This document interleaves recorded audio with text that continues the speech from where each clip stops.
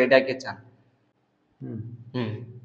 എന്നിട്ടാണ് ആരിസിനെ ഞാൻ ഇവിടുന്ന് പോയി എനിക്ക് എന്താണ് വീട്ടിൽ നിന്ന് വിളി അന്ന് പെട്ടെന്ന് കയറി വായോ എന്ന് പറഞ്ഞിട്ട്, അപ്പോൾ എൻ്റെ മനസ്സിൽ ഈ സാധനങ്ങളൊക്കെ ഉണ്ട്, ഇവിടുന്ന് പോവാൻ വേണ്ട എന്താ ചെയ്യേണ്ടെന്ന് ഒരു പിടുത്തില്ല. പക്ഷെ വീട്ടിൽ നിന്ന് വിളി അന്നേൻ്റെ പുറത്ത് ഞാൻ വീട്ടിലേക്ക് കയറിപ്പോയി. ഞാൻ നേരെ ആരിസിനെ വിളിച്ചു പറഞ്ഞു. ആരിസ് നേരെ സ്പോട്ടിൽ വന്നു. അപ്പോൾ ഓനോട് ഞാൻ ഈ കാര്യം പറഞ്ഞിട്ടില്ല. റൂമിൽ ഞാനും ഓന അത്രയും കമ്പനിയാണല്ലോ. ആരിസിനോട് ഈ കാര്യം പറഞ്ഞില്ല.